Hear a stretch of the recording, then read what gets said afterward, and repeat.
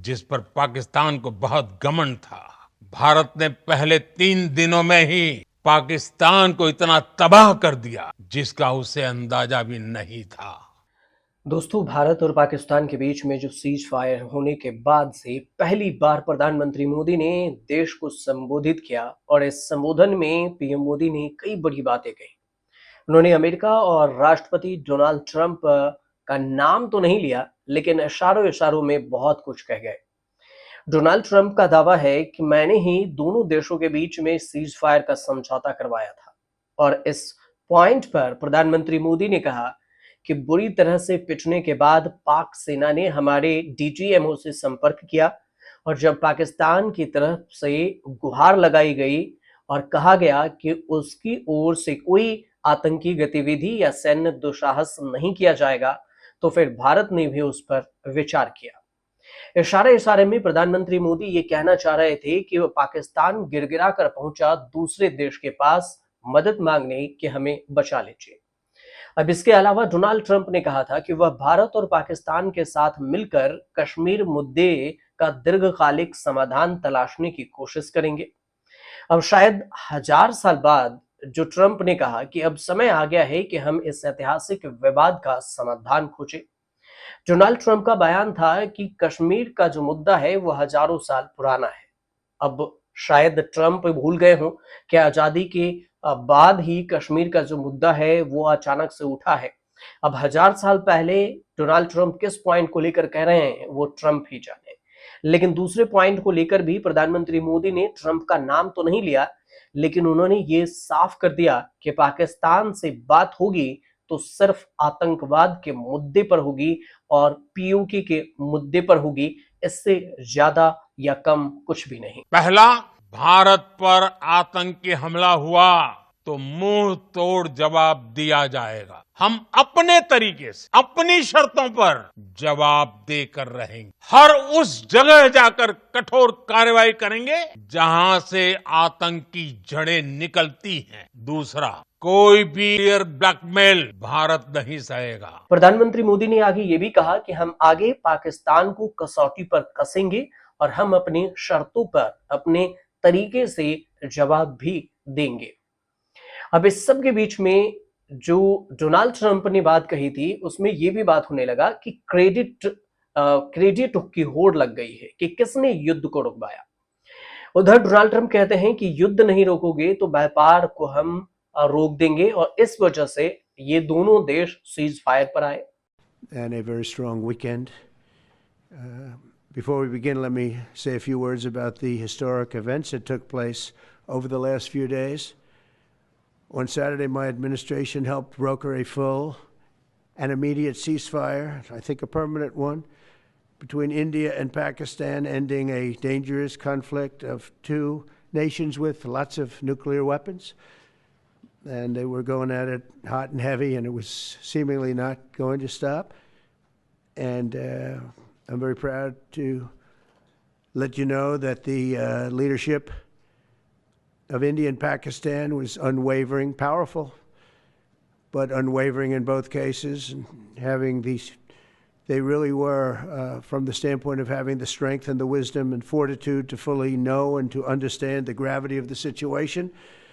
And we helped a lot. And we helped also with trade. I said, come. अब अमेरिकी राष्ट्रपति Donald Trump ने जो दावा किया उसमें कहा कि मेरे प्रशासन ने भारत और पाकिस्तान के बीच में तत्काल युद्ध विराम कराने में मदद की और मुझे लगता है कि यह अस्थायी युद्ध विराम होगा। भारत और पाकिस्तान का नेतृत्व अडिग था और उन्होंने ये भी कहा कि युद्ध नहीं रोकोगे तो फिर व्यापार नहीं करेंगे।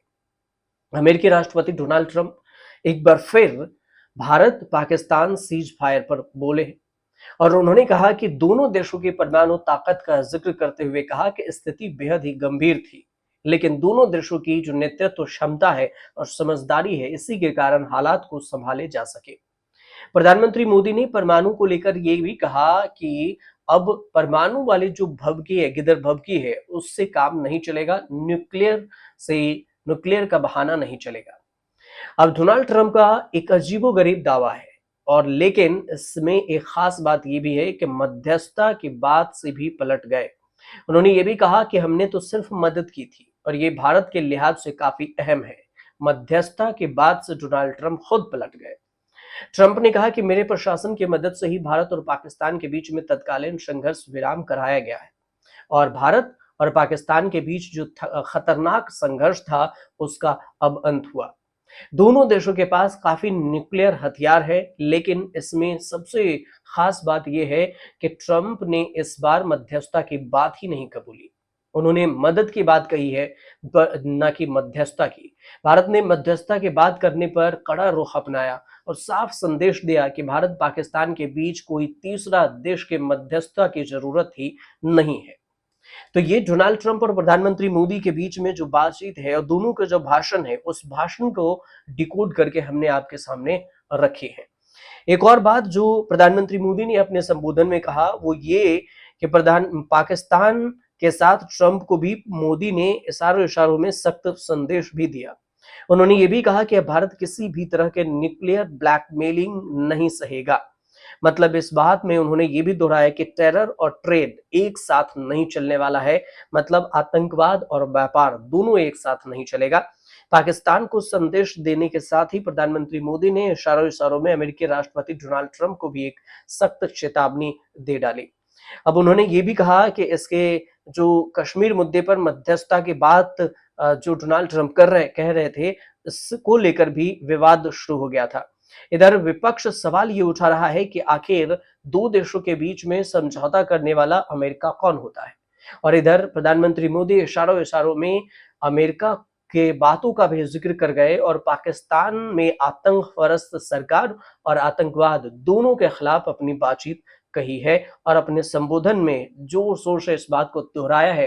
प्रधानमंत्री मोदी का जो ये संबोधन था, ये ऑपरेशन सिंदूर के बाद था, जब कई राउंड के बैठक और प्रेस ब्रीफिंग सेना के अधिकारियों के द्वारा, डीजीएमओ के द्वारा की गई और इसके बाद जो ऑपरेशन सिंदूर को अंजाम दिया गया था भारतीय सेना के द्वारा, उसके बारे में बताया गया। ऑपरेशन सिंदूर की अगर बात करें तो इसमें 6 से 7 मई के दरमियानी रात को यह ऑपरेशन सिंदूर को अंजाम दिया गया, जो पाकिस्तान के 9 आतंकी टेंट को खाक कर दिया। इसमें 100 से ज्यादा आतंकियों के ढेर होने की बात कही गई है, जिसका वीडियो फुटेज भी सेना ने जारी किया। और इस सब के बीच में प्रधानमंत्री मोदी अब जब सेना की प्रेस कॉन्फ्रेंस हो गई, उसके बाद डीजीएमओ की प्रेस कॉन्फ्रेंस हुई, उसके बाद प्रधानमंत्री मोदी पहली बार ऑपरेशन सिंदूर पर अपनी बात पूरी तरह से रखे हैं। आपको ये रिपोर्ट कैसे लगी? अगर लगी हो अच्छा तो हमारे चैनल से जुड़िए, सब्सक्राइब कीजिए, शेयर कीजिए और कमेंट जरूर कीजिएगा। जिस पर पाकिस्तान को बहुत घमंड था, भारत ने पहले 3 दिनों में ही पाकिस्तान को इतना तबाह कर दिया जिसका उसे अंदाजा भी नहीं था। इसलिए भारत की आक्रामक कार्रवाई के बाद पाकिस्तान बचने के रास्ते खोजने लगा। पाकिस्तान दुनिया भर में तनाव कम करने के लिए गुहार लगा रहा था और बुरी तरह पीटने के बाद इसी मजबूरी में 10 मई की दोपहर को पाकिस्तानी सेना ने हमारे डीजीएमओ को संपर्क किया। तब तक हम आतंकवाद के इंफ्रास्ट्रक्चर को बड़े पैमाने पर तबाह कर चुके थे। आतंकियों को मौत के घाट उतार दिया।